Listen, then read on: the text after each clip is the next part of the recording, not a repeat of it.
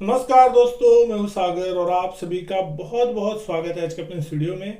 आज के इस वीडियो में हम बात करने वाले हैं एनएससी के एक्सटेंडेड ट्रेडिंग आवर की न्यूज़ के बारे में। जी हाँ दोस्तों, आपने भी सुना होगा कि एनएससी कहीं ना कहीं अपने ट्रेडिंग आवर जो है बढ़ाने के विचार कर रही है। तो बहुत से जो रिटेल इन्वेस्टर्स हैं, ट्रेडर्स हैं और इन्वेस्टर्स है, खासकर उनके मन में ये सवाल है कि आखिर ये सब कुछ कैसे होगा, कब से होगा, इसका क्या फायदा होगा, क्या नुकसान होगा। बहुत से सवाल होते हैं लोगों के मन में। तो दोस्तों वीडियो को पूरा देखिएगा अंत तक, ताकि आप समझ सके कि किस तरीके से ये सारी चीजें होगी, आपके ऊपर क्या इसका इम्पैक्ट आता हुआ दिखाई देगा और इसके क्या फायदे हो सकते हैं। तो दोस्तों सबसे पहले अगर वीडियो की शुरुआत में बात करें तो एनएससी की जो तैयारी है वो है एक्सटेंडेड ट्रेडिंग आवर की, यानी कि शाम के ट्रेडिंग सेशन में भी वो ट्रेडिंग आवर बढ़ाने की तैयारी में है।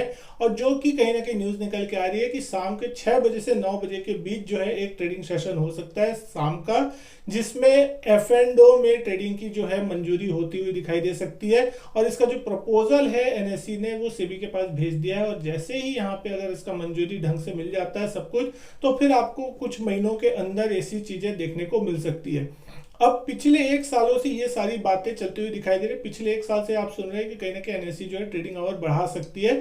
तो अब पहले ब्रोकर्स और एक्सचेंजेस से भी ये सारी चीजों से जो है एक मंजूरी मिलना बहुत इंपॉर्टेंट होता है, सबकी सहमति होना बहुत ज्यादा जरूरी है। तो जैसे अगर ये सारी चीजें होगी तो एनएससी की इसकी पूरी तैयारी होती हुई फिलहाल दिखाई दे रही है। अब एनएससी का इसके पीछे ये पक्ष है एक्सटेंडेड ट्रेडिंग आवर के पीछे कि जिस तरीके से मार्केट 3:30 बजे बंद हो जाता है, उसके बाद बहुत बड़ी जो ग्लोबल एक्टिविटीज है वो आपको शाम के ट्रेडिंग सेशन में कहीं ना कहीं देखने को मिलती है।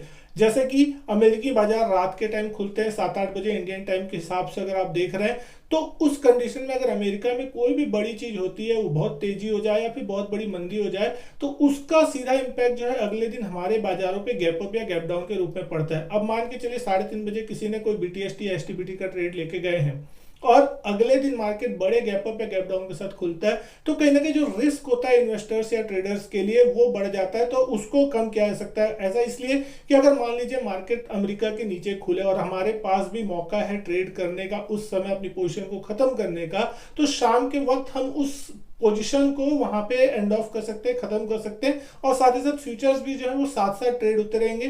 तो उसका एक फायदा जो है वो रिटेल इन्वेस्टर्स भी यहाँ पे उठा सकता है, ऐसा इनका पक्ष है।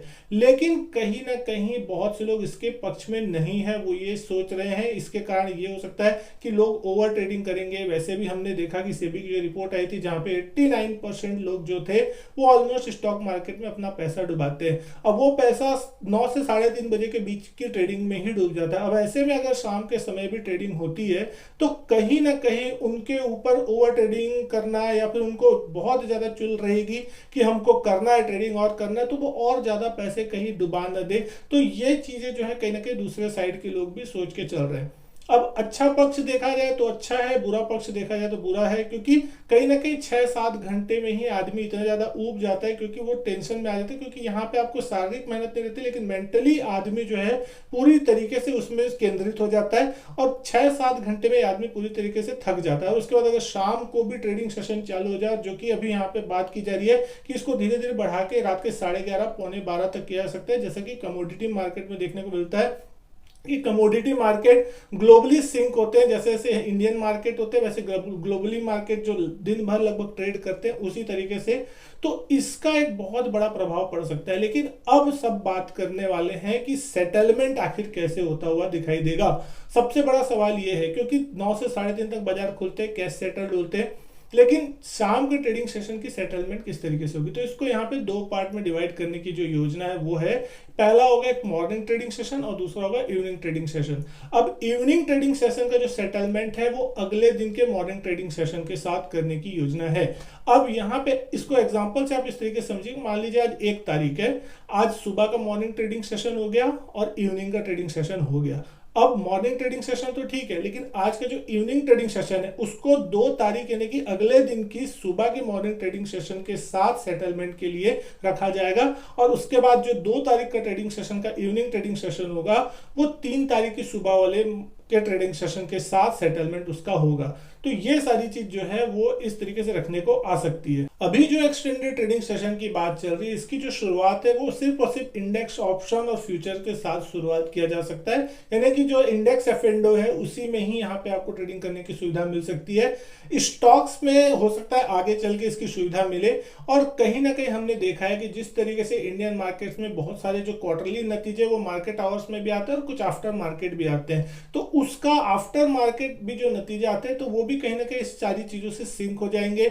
और ग्लोबल अनसर्टेनिटी है वो भी इस सारी चीजों से सिंक होने की कोशिश हो सकती है। साथ ही साथ उन लोगों को यहाँ पे ट्रेडिंग का मौका मिल सकता है जो खासकर ये बोलते हैं कि वो ऑफिस आवर्स में होते हैं 9 से 5 बजे तक, और उनको वहां पे मौका नहीं मिलता, और वो जब घर आते हैं शाम को तो मार्केट बंद हो जा रहे थे। तो अब ऐसे में ये होगा कि वो शाम को 6-7 बजे के बाद अब जब भी वो घर आते हैं तो शाम के समय में वो ट्रेड कर सकते हैं। लेकिन इसका क्या फायदा होगा, क्या नुकसान होगा, ये चीजें जो है वो चीजें लागू होने के बाद ही सही तरीके से समझ आएगी। क्योंकि बहुत से लोगों की बहुत से थॉट्स होते हैं, बहुत सारी चीजें होती है, कोई पॉजिटिव लेता है कोई नेगेटिव लेता है। लेकिन डेफिनेटली इसका एक चीज तो नेगेटिव इंपैक्ट ये होगा कि कहीं ना कहीं जो लाइफ होगी लोगों की, खासकर उन ट्रेडर्स की जो कि ट्रेडिंग में पूरी तरीके से इन्वॉल्व होते हैं, वो पूरी तरीके से बोर हो जाएगी और कहीं ना कहीं वो बहुत ही ज्यादा इसके प्रति पागल होते हुए दिखाई देंगे। मेंटली प्रेशर जो है उनके ऊपर बढ़ सकता है। अब यहाँ फायदा किसका है? जो स्कैल्पर होते हैं, जो छोटे छोटे प्रॉफिट्स लेके थोड़े थोड़े समय में कुछ विद इन सेकेंड मिनट के ट्रेड लेके निकलते हैं,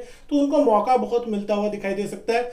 अगर कोई पोजिशनल ट्रेडर जिन्होंने पोजिशनल बनाई हुई लंबी इस उम्मीद में कि आगे पीछे कुछ अच्छा हो सकता है बुरा हो सकता है, उसके लिए उन्होंने लॉन्ग पोजीशन या शॉर्ट पोजीशन बनाई है, अब ऐसे में मार्केट खुलता है शाम के टाइम और ऐसा लगता है कि कोई बड़ी बिग न्यूज आने वाली, या तो पॉजिटिव साइड या नेगेटिव साइड, और उसका सौदा फंस सकता है, तो उसके पास एक एग्जिट अपॉर्चुनिटी वहां पे देखने को मिल सकती है। लेकिन कहीं ना कहीं ये सारी चीजें जो है मार्केट को इंपैक्ट करती हुई दिखाई देंगी, और आगे चल के ये सारी चीजें जो है वो रिटेलर्स को भी प्रभावित करती हुई दिखाई दे सकती है। जैसे कि हमने देखा है पिछले कुछ सालों में रिटेल इन्वेस्टर्स का रुझान ऑप्शंस की तरफ बहुत तेजी से बढ़ा है। जब से कोरोना खत्म है उसके बाद से बहुत से जो पार्टिसिपेंट है वो मार्केट में एंटर होते हुए दिखाई दे रहे हैं। बहुत से लोगों ने अपने ट्रेडिंग और डीमैट अकाउंट खुलवाए हैं मार्केट में, और खासकर वो ऑप्शन ट्रेडिंग की तरफ बहुत ज्यादा प्रभावित होते हुए दिखाई दे रहे हैं। अभी पहले ऐसा था कि सिर्फ मंथली एक्सपायरी होती थी एफएनडो में, लेकिन अब वीकली एक्सपायरी होना चालू हो गई। अलग अलग इंडेक्स की अलग अलग एक्सपायरी हो रही है, और अब तो ऐसा हो चुका है कि लगभग हर दिन एक एक्सपायरी है। किसी दिन सोमवार, मंगलवार, बुधवार, गुरुवार, शुक्रवार, 5 दिन कोई ना कोई इंडेक्स की एक्सपायरी होती है। तो ऐसे में इंडेक्स में ऑप्शन ट्रेडिंग जो है वो कहीं ना कहीं बहुत ज्यादा प्रचलित होती हुई दिखाई दे रही है। और अब ऐसे में अगर एक्सटेंडेड टाइम होता है तो लोगों के पास ज्यादा अपॉर्चुनिटी होगी ट्रेड करने की। लेकिन यहाँ पे ऑप्शन की जो प्रीमियम है वो फिर थोड़ी धीरे गलेंगी, धीरे घटेंगी। तो हो सकता है किसी के लिए फायदा है, जो ऑप्शन बायर है उसके लिए थोड़ा फायदा हो जाए कि धीरे घटेगी प्रीमियम, तो उसमें उसका थोड़ा फायदा हो जाए। जो सेलर से, जिन लोग ऑप्शन सेलिंग करते हैं, उनके लिए थोड़ा नुकसान यह है कि जो उनको 6 घंटे में जो प्रीमियम उनकी गलती थी, अब वो 6 घंटे की जगह 12-12 घंटे में गलेंगी। तो ये चीजें जो है वो दोनों साइड के लिए पॉजिटिव नेगेटिव हो सकती है। दोस्तों ऐसे में एक और सवाल उठ के आता है कि एक्सचेंजेस तो तैयार है ट्रेडिंग आवर्स बढ़ाने के लिए, लेकिन क्या ब्रोकर्स तैयार हैं? क्या उनका जो सिस्टम है वो पूरी तरीके से तैयार है? जैसे कि हम जानते हैं कि 9 से 3:30 बजे के बीच बाजार जब खुलते हैं, तो ऐसे में भी ब्रोकर्स के कई ब्रोकर्स ऐसे हैं जिनके प्लेटफॉर्म में या जिनके सॉफ्टवेयर में कुछ ग्लिच आ जाता है, और चलते चलते अचानक से ऑर्डर डालने में ट्रेडर्स को प्रॉब्लम आती है। आधा 1-1 घंटे तक वो सिस्टम हैंग हो जाते हैं, कई लोगों के सॉफ्टवेयर काम नहीं करते। तो ये सारी परेशानी जो है ट्रेडर्स आम भुगतते हैं, यहाँ पे आप देखा है। लेकिन जब ऐसे में एक्सटेंडेड ट्रेडिंग आवर्स की बात की जा रही है, तो क्या ये सारा सिस्टम और अच्छे से चल पाएगा, या फिर यहाँ पे और आगे चल के कोई प्रॉब्लम देखने को मिल सकती है?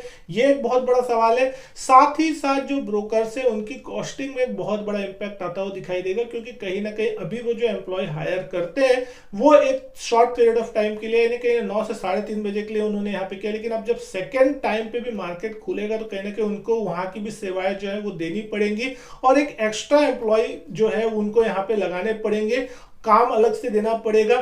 तो उसका भी इम्पैक्ट जो है ब्रोकर्स के ऊपर आएगा। तो हो सकता है उसकी उनकी कॉस्टिंग बढ़ती हुई दिखाई दे, वो कॉस्टिंग वो कहां से कवर करेंगे, हो सकता है ये आपके ऊपर उसको बाईपास करने की कोशिश करे, पास ऑन करने की कोशिश करे, और वो पैसा भी जो है आप लोगों से लेने की वो कोशिश करेंगे। कुछ चार्जेस बढ़ाए जा सकते हैं, कुछ हो सकता है। अब ये जो भी चीज है ये सारी चीज इंपैक्ट करती है। लेकिन दोस्तों यहाँ पे आपको कमेंट करके जरूर बताना है वीडियो के नीचे कि आप किस पक्ष में, क्या ट्रेडिंग टाइम बढ़ना चाहिए नहीं बढ़ना चाहिए, आपकी क्या राय है। क्योंकि अगर आप इस तरीके के कमेंट करते हैं तो बहुत से लोग होते हैं जो कमेंट्स को देखते हैं, पढ़ते हैं और समझ पाते हैं कि आखिर लोगों की इसके बारे में क्या राय है। वीडियो दोस्तों अच्छी लगी तो वीडियो को लाइक करें, शेयर करें, चैनल को सब्सक्राइब अगर अभी तक आपने नहीं किया चैनल सब्सक्राइब जरूर करें। इसी तरीके की और वीडियो मैं आपके लिए लाता रहूंगा। मैं आपसे मिलता हूं अपने नेक्स्ट वीडियो में, तब तक के लिए goodbye and thank you.